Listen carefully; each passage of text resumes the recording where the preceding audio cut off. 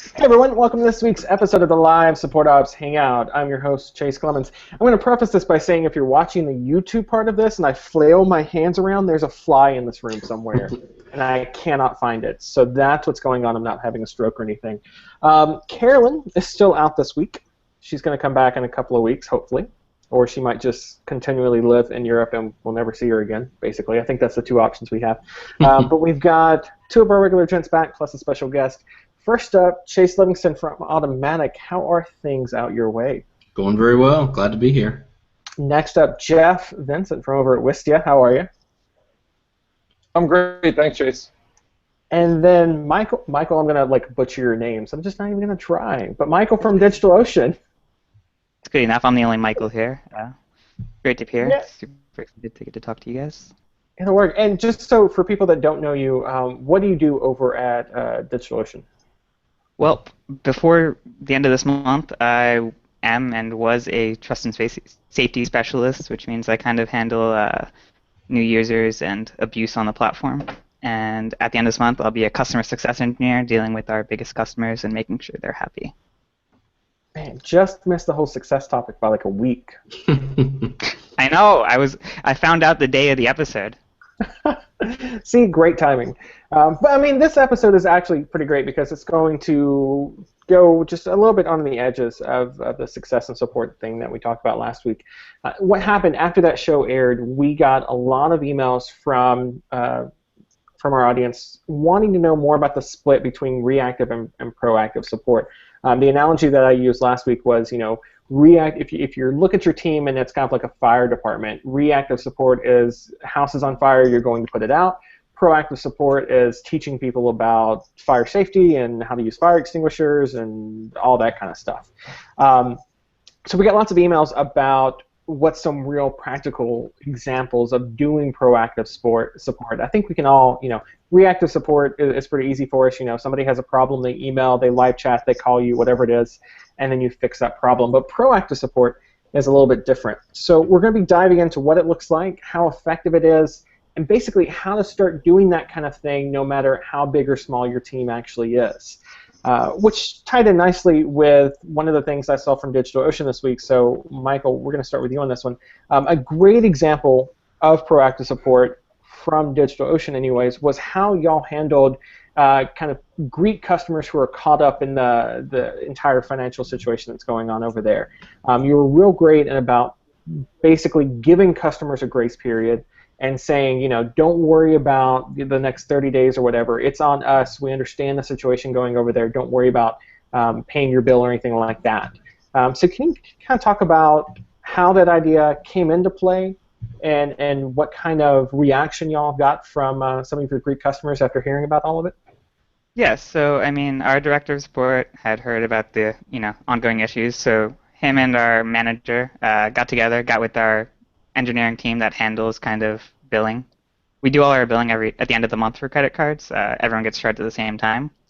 So we actually basically got this hack together the day before we were going to start charging people, and basically just short-circuited the logic that would have put our Greek users on hold and kind of locked their accounts.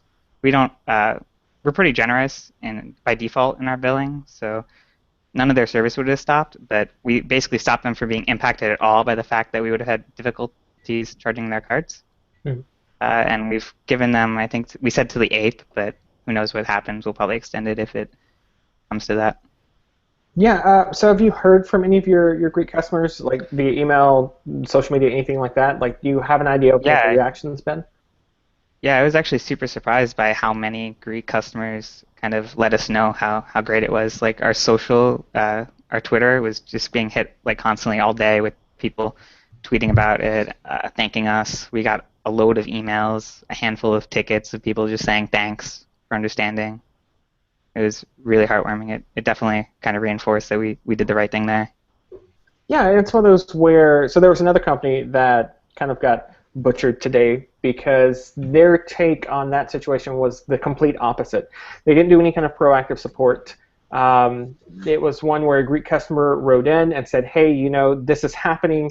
I've got a €60 limit on my cards per day, so it's not like I could pay y'all really if I wanted to, and it'd still put like food on my kid's table and that kind of thing.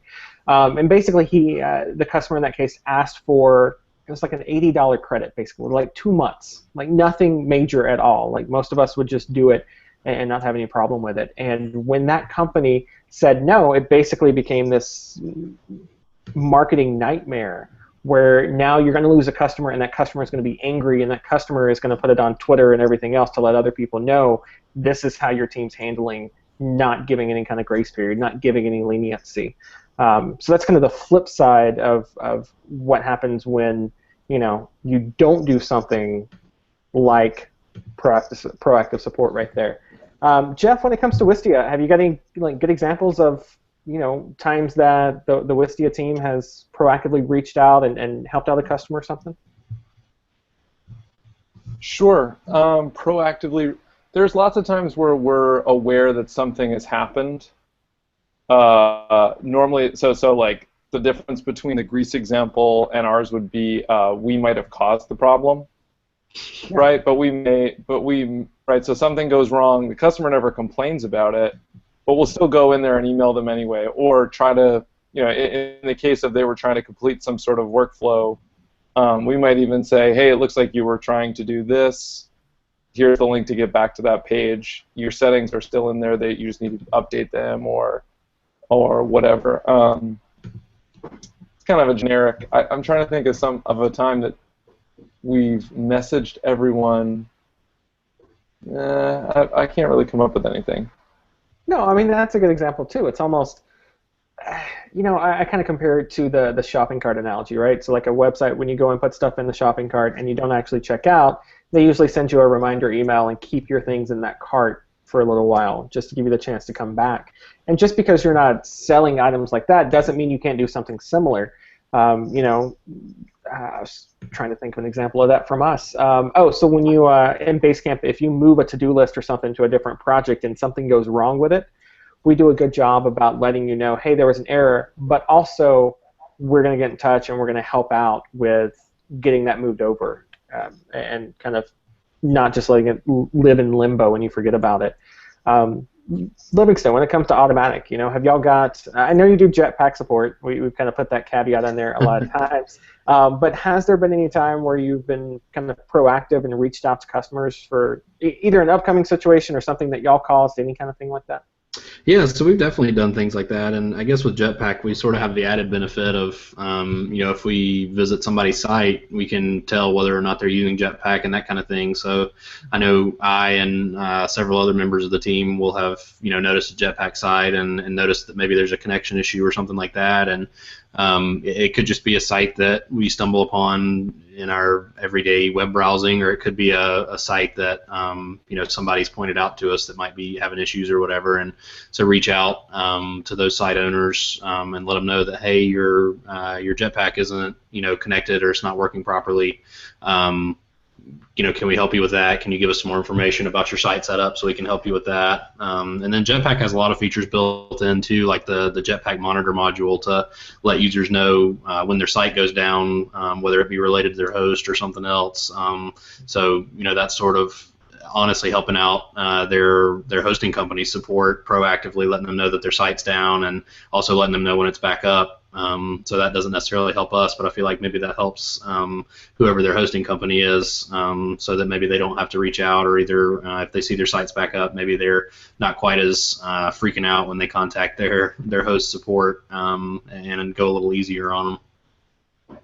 Yeah, and I've been in that situation. So Jetpack support is that app is something we use on the support ops site since it's all WordPress and all that kind of fun stuff. And there have been times where I'll get a notification that the site goes down, and that way at least I'm a little bit prepared as far as getting a bunch of tweets right after that being like, hey, your site's down.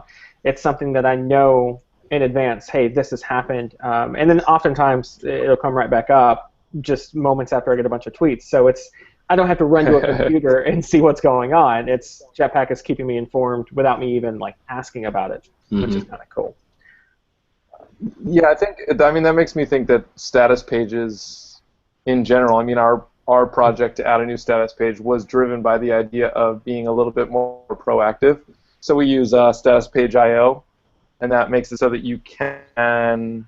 They have functionality where people can subscribe to be notified of any issue you have. So if you know something is going to break, right, or if something has just broken and you think it's going to take a while to fix, you can push out a status page update, and everyone will get the email saying, "This is a problem. We're working on it right now to fix it." So then you don't get as many emails, which on your side is great, and also they don't discover this problem in a moment of of need, right? They're aware that the problem exists. They don't go into whatever, get this thing done that they really need to get done. They run into the issue that way, and then they're kind of panicking, and at that point you're way behind the eight ball. So I think it's a very proactive measure, but it doesn't necessarily involve us actually pressing the send button to reach out to people. Yeah, Help Scout is a great example. I don't think we've mentioned Help Scout in the last 10 episodes. So here's your at least monthly Help Scout shout out here. They're really great about if something goes wrong, and I mean anything. It could be something big, it could be something small, it could be the search is broke, it could be some API is broke, whatever it is. They'll pop up a little panel in the lower left corner that says, "Hey, here's the problem. Here's a link where you can subscribe to the updates about it. So we'll let you know exactly what's going on." Fantastic example of that kind of proactive support. Michael, when it comes to DigitalOcean, are there any other, I kind of jumped to the Greek example there just because I'd seen it happen over the last couple of days, which was really cool. But are there any other examples of what your success team is doing to kind of be proactive about helping out customers? Yeah, so I mean, a few months ago, we finally started charging for our backup service, which takes the automated backups of kind of customer servers, and we had our pricing for it published for 2 years now, but we hadn't actually charged for it ever. We just want people to be ready for when we did, and so when we finally did, we actually gave everyone we credited everyone a month of it being on after we turned on charging, or at least certain users, the really big ones, to make sure that they wanted to keep it so they could see how it worked now that we'd finally productionized it. Mm-hmm. And so that cut back on a lot of people being like, "Why are you charging me?" They had plenty of time to kind of rethink using it. They wanted to move to their own backup solution or along those lines. Did you do the same thing when you rolled it out to you mentioned the bigger users and that kind of thing? Did you do it when you rolled it out to some of the smaller customers as well? We didn't credit them, but we gave them time. We announced it ahead of time, and then on a case-to-case basis if they wrote in. We were pretty lenient. Awesome. So Livingston, one of the big things that people kind of get worried about when we start talking about proactive support, reactive support, it's easy to figure out how big of a team you need to have for doing that kind of thing. You've got X number of emails coming in, you've got X number of live chats happening. Y is the number of people that you need to have to balance everything, basically. Do you think when it comes to proactive support that team size matters any? Is like WordPress having basically 1 billion happiness engineers, has that made proactive support a little bit easier?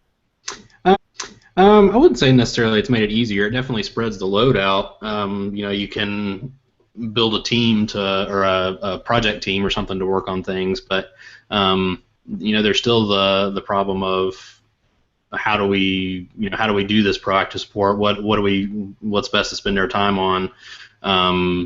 Supporting our users proactively, if you will. So I don't know that it necessarily makes it any easier, but it does give you the opportunity to, I guess, put more heads together to solve the problem of giving our users help even when they don't know that they need it yet, better than maybe a smaller team could do. Yeah, I will say it's one of those where, so Basecamp, we've got 10 people on our support team that cover basically 24/7. And of that, we're in summer hours right now, so you're down a person pretty much every day per shift. So with our size, it does get a little tough to poke your head above the water on really busy days, right? I'm not talking every day. It's, for us, it tends to be Mondays can be a little rough, Thursdays can be a little rough. So in those days, we're not I'm not thinking about, hey, is there a customer that I could be, looking to help or anything like that. But, when we've got the full team there, even just 10 people, it gives us enough room to be able to look at doing proactive things, to be able to look at, who signed up for our annual plan in the last couple of days and might, might be in a place where we could offer some extra training or something for them, something to make it a little bit easier to get up and running with Basecamp and that kind of thing. Jeff, we mentioned on the last show that your team is growing. You've got a success side starting to happen. Is there any budget in there for that kind of proactive support? Like, are you thinking about how much time you can give them to work on things like that? I think most of the benefit of that will come from a more proactive approach. That's kind of how, to my mind, how customer success will be measured from a support perspective, right? So one measurement of customer success could be how are we doing on the conversion front, right? So people who have a conversation with a customer success person, are they more likely to convert? Did we actually show them more value and they end up becoming a customer because we did such a great job? But on the support side, I think that their progress could be measured by saying, what are some of the issues that people used to come, someone used to come in after being a customer for 90 days or 100 days and say, I still haven't learned how these stats work. Mm-hmm. Can someone explain it to me, right? And suddenly there's somebody on the support side, the reactive support side, who has to go in and explain this to somebody who should have gotten the value 100 days ago, right? Mm-hmm. And so the customer success folks will be finding out what are the most common questions that people are asking at 10 days, 45 days, 100 days, and where do we move those up? Where are the opportunities to be more proactive? So that instead of waiting for someone to write in and say, I don't understand how stats work, mm-hmm. maybe it's identifying the behavior that tells you, yeah, they're not utilizing analytics in the WISTI interface the way we'd like them to. So we drop them an email, or we send them a link to a video, or something like that. There's a lot of good opportunities for vehicles out there like Intercom and mm-hmm. Drip. MailChimp has Drip stuff now. All kinds of different players in that space, different opportunities. So that's 100% why I would be so excited about customer success to begin with. Yeah, so do you think that the team has to reach a certain size before you can start doing stuff like that? Like if you and I go out tomorrow and we start a cat website hosting startup or something like that, some Uber for cats or something, I don't know, something crazy. Uber for crustaceans. Uber for crustaceans, lobster.me, that would be fantastic. That idea totally is Diana Potter's, so not mine.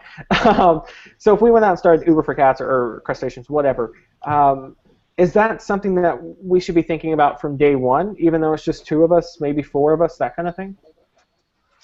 Yeah, to me, I absolutely think we should. That was something that I did a lot of in the earlier days when the volume was such that wasn't necessary, right?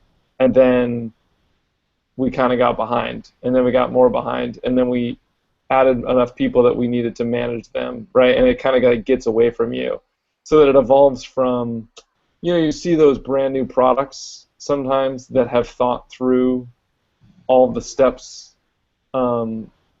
so well that they blow away an existing product, and you're like, why doesn't that existing product, with all those engineers that they have, just fix the problem, just get a better understanding? And it's like the complexity just kind of overwhelms you at a certain point. So yeah, I think that there's a huge opportunity to sort of like a journey map from the start when you have no customers and no one's using the darn thing. Or you have one customer, to start to say, like, where are they going to run into problems? Or when, if we just had to take a guess, when is a customer going to be frustrated, or going to be confused, or going to be a good potential for leaving? So even in the early days of Wistia, we were pretty confident that if they're not using the analytics, which is like what we launched with, if they're not using that, then they're probably not going to pay for us for very long. So, perfect use case for some proactive reach out, some proactive support to say like, hey, you're not checking your stats very often. Is it because you don't understand them, or maybe you don't find them valuable? Like, it's an opportunity to learn either way. So, Michael, when it comes to DigitalOcean, and I guess I should put a caveat in here by saying you're not fully on the success team yet, but you're headed that way, that kind of thing. DigitalOcean builds itself as basically hosting for programmers and geek kind of side. Does your team do that kind of, for lack of a better word here, it's proactive onboarding. That's what we're talking about. It's making sure a customer, when they start the trial, has all the support they need to actually convert. So does DigitalOcean do anything like that? Yeah, so I mean, we have our whole community section, which is a kind of proactive support in that it's basically guides on how to do almost anything you'd want to do on our service. In terms of the customer success side specifically, yeah, they do a lot of the whole hand-holding with newer users, newer, bigger users, making sure they fully understand the product and that we're going to match every single one of their needs to the level that they expect, so that there's no mistakes further down the line where they expect we have X but we only have Y. But I think the main goal of proactive support it shouldn't be a matter of team size, because the goal should be that you get less tickets overall. Like if we hadn't done the Greece thing, we would have gotten way more support volume over from Greek users who were getting charged and being put on hold, and we would have had to deal with that. Yeah, that's interesting. So we were talking before the show about how DigitalOcean is a growing as far as the team size. You're hiring on 9 or 10 new people for the support side and that kind of thing. But your tickets have remained relatively, at the same level. Yeah. It hasn't jumped or anything like that. So you think that that's part of the proactive support too? Just like with the Greek example, there are other examples of DigitalOcean doing proactive support, that way keeping ticket levels down, manageable, so you can do even more proactive support? Yeah, exactly. Awesome. Chase, with Automatic, is there anything similar to that kind of thing? I know you've got WordPress VIP and that kind of setup. Do you think that kind of upfront onboarding and training helps cut down on that load that you get later on? I don't have a ton of experience with VIPs, but I definitely think that the training and things like that they get to begin with are super helpful. And even with Jetpack, something as simple as some good documentation I think really helps. Our users are generally pretty technical. I mean, if they're hosting their own WordPress site, they at least have some sort of technical knowledge to be able to set up a hosting account and install WordPress and that kind of thing. And so we find that good documentation and things like that can also help cut down for us on support docs. And we're working on some more, like I guess we like to call it just-in-time messaging within even the plugin itself. If we can sort of detect that a user's having a problem, or even if it's like the first time they're performing a certain action or something like that, maybe trying to surface some relevant information or links to help docs or things like that. I think those all can go a long way. Yeah, and I'll give Slack a shout out on that, because it's really cool. When you go to add something like a website or a Google Docs or anything inside of a Slack channel, the Slack bot will pop up and say, hey, do you want me to automatically always embed this? Should I never embed anything like this? Kind of like, what's your preference here? So they're taking what is basically a setting hidden off in a junk drawer somewhere that Jeff and I absolutely hate, and bringing it to the forefront a little bit at the right time that you need it. So you don't have to, contact the team and ask, how do I do this? You don't have to go hunting through a settings junk drawer. You don't have to go hunting through a knowledge base or anything like that. So I think that's a really great thing to do. All right, so just to kind of round things out, we'll go to the line starting with Jeff here. So Jeff, if you've got somebody that's on a support team, smaller team, not the bazillion people that Automatic has, but smaller support team, and they asked you what's one specific thing that they could start doing tomorrow to be more proactive in helping customers, what's that one thing that you would tell them? I need the Jeopardy song for moments like this too. To give you I know, right? That is not. As always, you ask the hard-hitting questions, Clemens. I mean, for me, if you have any number of users, right, a number where you feel like you're getting a pretty steady flow of support tickets, then you should be able to take a step back, take a look at your tagging data, and if you don't have tagging data, maybe just do a quick read over of your yesterday emails or your last week emails, depending on volume, and just identify the biggest bucket, whatever that biggest bucket is, and start to think like, why did they have to write in, and what is just a couple of things we could do to improve the situation. So, one problem for us was this is going way back, is that media uploads were failing. We were adding customers at such a rate that the box, the machine that actually did the encoding for someone's upload was failing. And so when that would happen, people would write in, of course, and say, what are you guys doing? Like, how do I fix this? All that kind of stuff. And that was by far the biggest bucket of requests that we were getting on a daily basis. Well, it wasn't an option to, the first thing we talked about was, well, could we just fix all the upload problems, right? Or like scale the infrastructure. And the response was, you're looking at like a 6-month to a year project, right? That's like the ongoing work forever and ever. Okay, so maybe that's not an option. Maybe we could, send an email right after failure that said like, hey, we saw something failed. Here's what to do next. But then it was like, well, a lot of people would have to leave the app. Like they'd have to check their email at just the right moment, and they might already be frustrated by the time they see it. So then we'd be kind of like silencing the problem, but we wouldn't actually be fixing it, maybe. And then somebody was like, well, what if on the failure notification in-app it just said we'd been notified of the problem and we were looking into it, and then we actually went through and manually re-encoded the ones that were in a bad state? Like, could that get us through a while until we realized if this thing was legit? And we did it. And it fixed the problem. Right? People were like, okay, well, I don't have my video right now. That's a bummer, but I know that Wisty is looking into the problem. I come back in a couple of hours, boom, it's fixed.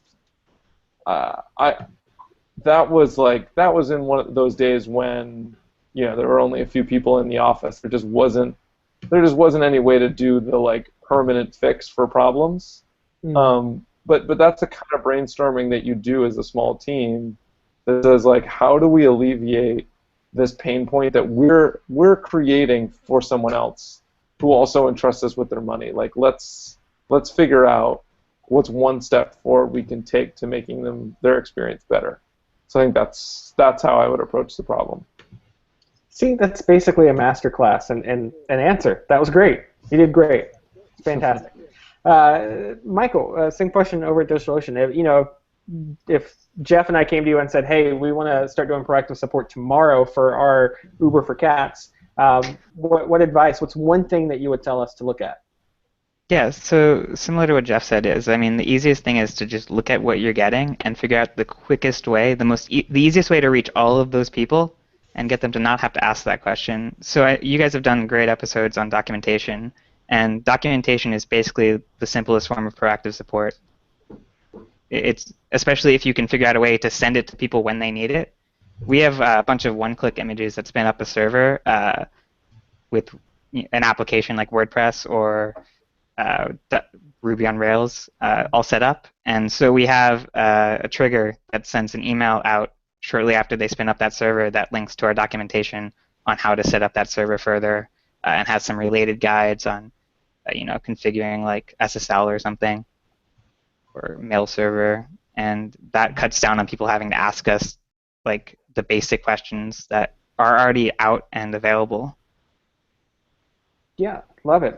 So Livingston, you were probably going to default to having a great knowledge base because that's WordPress. But same question over to you. What's one thing you'd advise? One of the, I guess something else we do, and I think Michael sort of alluded to it, but is like actually writing up blogs and stuff like that.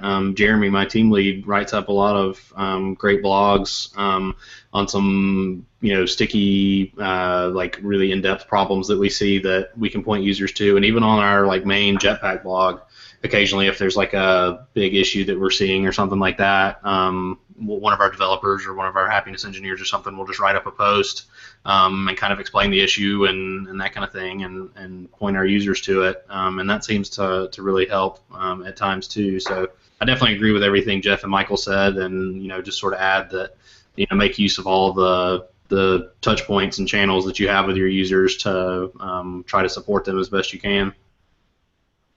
Awesome.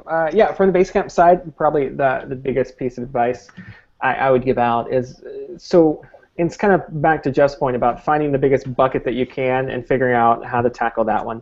One of the big buckets that we had for us was people writing in being like, hey, I've got a charge from you on my credit card, don't know where it came from, don't know who on my team ordered it, but I need a receipt and I need to know what's going on. So instead of having them email us and just kind of this completely confused state, on our billing, whenever we bill you, on the charge description on your statement, it'll say Basecamp and then an account number. So at least when you write to us, we've got an account number so we can match it exactly with the account and find it really easily and see what's going on.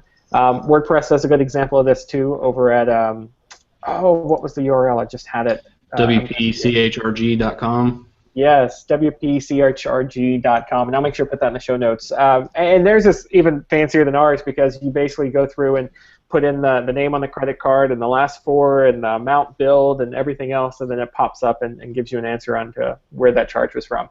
And that's one less email you're going to get, and it's one more happy customer because they're not bogged down in this big fiasco of trying to figure out where this bill came from.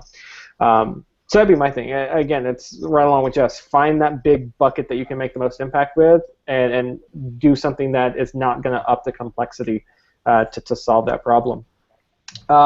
Yeah, so that's what we thought on all this. Make sure to let us know what you thought. Hit us up, supportops.co/contact. There was heavy use of that last week, so do it again this week. Send us the emails about what's going on with how you approach that proactive type of support. All that said, that brings us to my favorite part of each and every week. It's this week's shoutouts. These are the things that are making us happy, so happy we want to shout them out from the rooftops to let you know you should be doing buying or whatever it is. So, Chase Livingston, I've already talked about it, and I guarantee you I know exactly what his shoutout is this week because Tay-Tay was awesome. So, is that your shoutout? Yeah, no, it's not my shoutout, but that good call there. I was actually going to shout out my boss Spittles. Great post on customer success versus support. He's gotten a lot of interesting feedback and things like that. So if you haven't read that, it definitely ties into what we talked about last time, and even this time too. So definitely give that a read. But yes, Tay-Tay, Taylor Swift. That is sub shout out. If I had bet $10 that you were going to do the Apple Music shout-out, I would have lost it right there. Yeah, that's a good one, though. I could give that a second place. Yeah. Jeff, what's your shout-out? My shout-out is for an article by Cindy Alvarez called Avoid the Butt Brush Effect. It's so good. Wait, you said butt brush? The butt brush effect. So I'll give you the rundown. She stole not stole. I'm sorry, that sounds negative. She cited some old research from Paco Underhill that totally also runs my life, which is that people who felt like they were in the way, people who are uncomfortable with their buying process, didn't buy. Doesn't seem that strange, but we rarely think about it. And people who feel stupid don't buy either, right? And so support is totally wrapped up in that, because if someone writes in, if they're a noob to your app, which so many people are total noobs to this whole internet thing with the pipe stuff, and you make them feel dumb, they are not gonna buy. and not to get all ranty on you, but I think the complete opposite of it is so totally true, that people who are non-experienced with all this internet stuff will pay a lot for a really great experience that makes them feel smart. Right? They still have the same problem as the person who's super experienced, so they don't know how to solve it. So if you come across as the expert that's going to help them, it's going to simplify the whole process and help them get it done anyway, they will not only pay, they'll pay extra for that. So Cindy's article just kind of underlines the point that when you if you can find the places where you're making your customer feel uncomfortable or stupid or something like that, you will see a lift. Yeah, that's about it. I love it. That was an instant, send it to Pocket kind of thing when I was skimming through it as you were talking about it. So, Michael, what's your shout out? Oh my god, so much pressure. I don't know what to do. So I'm actually going to shout out Zapier, which I'm sure everyone's already used and loves, but I used it for the first time a few weeks ago just to simplify some things in Help Scout, which I was also using for the first time. Mm-hmm. And it was so smooth and amazing, and it made life so much easier for me. Yeah, talk about taking something that has the potential to make you feel dumb and just being it's okay, I mean, Zapier basically takes this massive API mess between 250 some odd apps and that kind of thing and makes it as easy as setting up an if this then that kind of thing. Yeah, and I'm a pretty technical person, but why bother when I don't have to? Exactly. It's one of those where I will gladly chunk money at them. Gladly. All right, my shout out for the week, one that I downloaded yesterday, day before, something like that. So I think we've talked about Alfred the app before, which is fantastic. It replaces Spotlight for me. They have a thing they launched it way back when, and I never picked it up, but it was the Alfred remote. So it goes on your iPhone, your iPad, and basically gives you a little thing off to the side where you can trigger certain Alfred commands. Or for me, it was a real simple use case. It was I did the whole Apple Music free trial thing. I wanted something where I could skip tracks and I could pause and play whenever I needed to without having to go to that window. And the Alfred app was really great about it. It sits by my desk on the iPad. I tap something, it does what I need it to do. So definitely recommend checking it out, especially if you already use Alfred for your Mac anyways. So we'll have that and all the other links and notes and everything else up in the show notes, supportops.co. We'll have that up very shortly. Next week is another fun week, I think. See, this is what happens. Every now and then I'll actually schedule out a couple of weeks and know what we're talking about and that kind of thing. So next week we've got Denise from Izu, which is a great online magazine publication kind of thing. She's going to be our special guest. We're going to be talking about when a customer does have a bad experience with your team, what's some steps and what's some ideas that you can do to change that bad impression that they had. So it's going to be a lot of fun, and she's going to be a great guest. And then we'll have these two gents back as well. So, Michael, thanks for being on the show. I'm going to throw that in before we head out. And, yeah, show notes will be up. Everyone else, until we see you again, have an awesome week.